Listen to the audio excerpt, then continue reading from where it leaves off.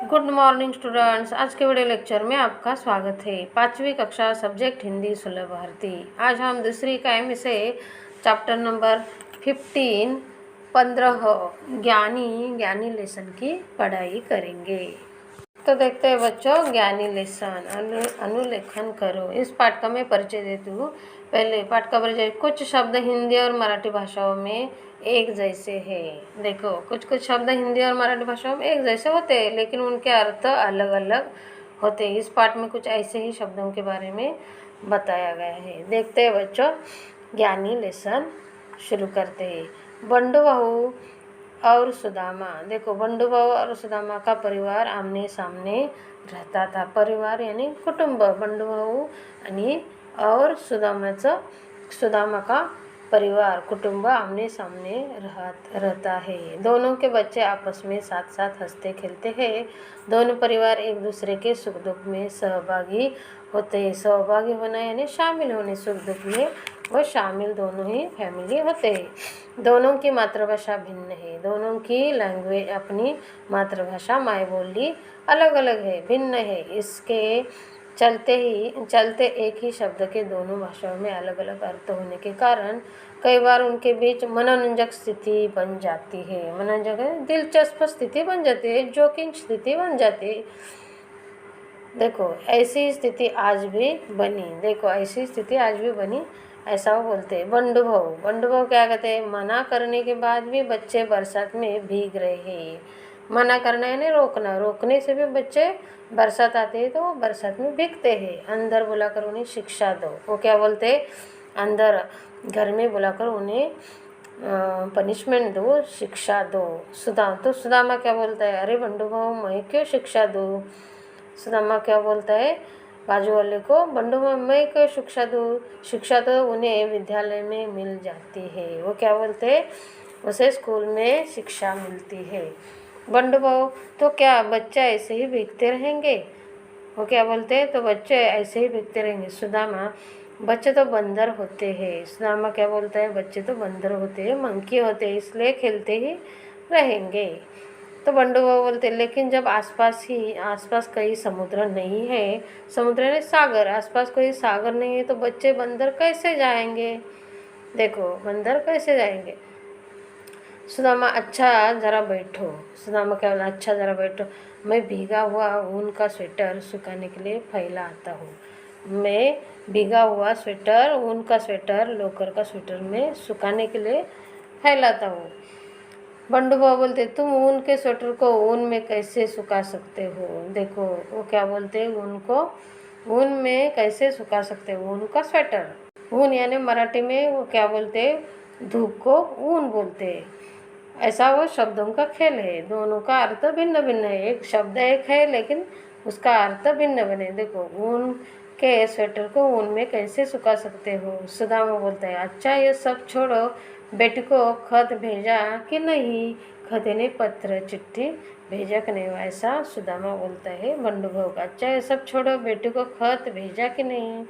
बंडू भाऊ बोलता है, अरे सुदामा, खत तो खेत में डालते हैं। देखो, खत को खेत में डालते हैं। खत यानी पत्र भी होता है, और खत और खेत में अनाज वगैरह होते हैं, अनाज पर डालने वाला खत भी होता है। इसका शब्द एक है, लेकिन अर्थ दोनों है। खत यानी पत्र भी होता है, और खत यानी अनाज को डालने वाला भी खत होता है, औषध होता है। बेटी को क्यों भेजे? यदि वे दोनों हिंदी और मराठी भाषाएं समझते तो शायद ये स्थिति नहीं बनती। देखो, मराठी भाषा समझते हुए शायद ये स्थिति नहीं बनती। इसलिए कहते हैं कि जो जितनी अधिक भाषाएं सीखता है उसका ज्ञान उतना ही बढ़ता है। सच है, जो जितनी अधिक भाषाएं सीखता है उसका ज्ञान उतना ही अधिक बढ़ता है। देखो बच्चों, शब्दों का कैसा खेल बना हुआ है। कुछ शब्द हिंदी और मराठी भाषाओं में एक जैसे है, लेकिन उनके अर्थ अलग अलग है। तो देखते हैं बच्चों, ये लेसन कंप्लीट हुआ है। ये लेसन का स्वाध्याय हम देखते हैं। देखो नीचे क्या है? पढ़ो, समझो और लिखो। हिंदी अर्थ, समोच्चरित शब्द, मराठी अर्थ। देखो, पढ़ाई, हिंदी शब्द पढ़ाई, समोच्चरित शब्द शिक्षा, मराठी अर्थ दंड। वानर, बंदर, समोच्चरित शब्द बंदर, मराठी अर्थ बंदरगाह.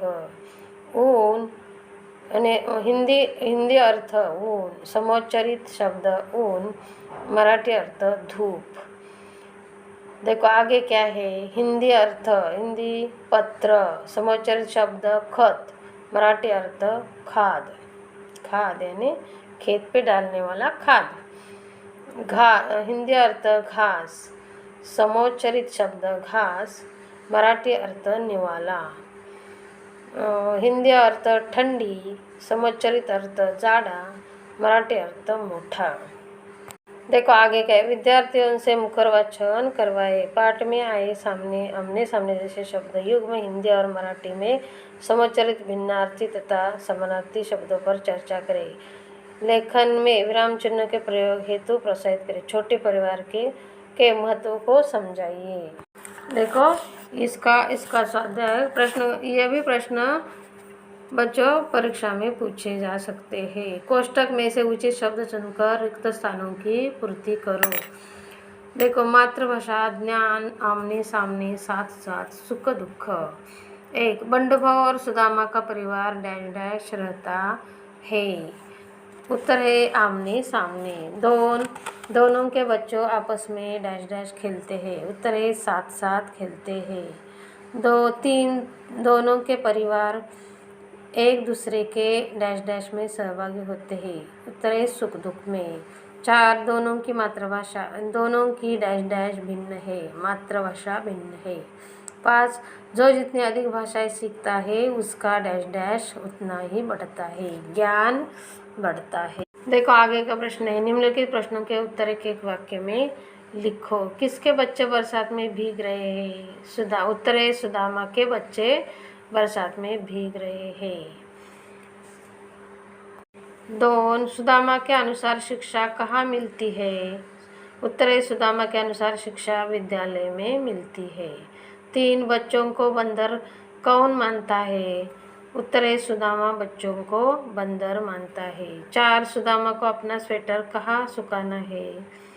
उत्तर है सुदामा का अपना स्वेटर धूप में सुखाना है. 5. बंडू बहू के अनुसार खत कहाँ डालते हैं. बंडू बहू के अनुसार खत खेत में डालते हैं. देखो बच्चों आगे का प्रश्न है. निम्नलिखित वाक्यों में उचित विराम चिन्ह लगाओ. अरे बंडू बहू मैं क्यों शिक्षा दूँ. उत्तर है अरे बंडू बहू मैं क्यों शिक्षा दूँ. 2. खत तो खेत में डालते हैं, बेटी को क्यों भेजूँ. उत्तर है खत तो खेत में डालते हैं, बेटी को क्यों भेजूँ. 3. तो क्या बच्चे ऐसे ही भीगते रहेंगे. उत्तर है तो क्या बच्चे ऐसे ही भीगते रहेंगे. देखो आगे का प्रश्न है. रेखा खींचकर उचित शब्द युग्मों को मिलाओ. देखो आमने सामने, हंसते खेलते, अलग अलग, सुबह शाम. आगे साथ साथ, सुख दुख, आस पास, रोना धोना. तो बच्चों इसी तरह मैंने आपको ज्ञानी लेसन एक्सप्लेन किया है और उसका स्वाध्याय भी कंप्लीट किया है. तो बच्चों I hope you all understand my teaching. मैं आशा करती हूँ कि तुम्हें सब समझ में आया होगा.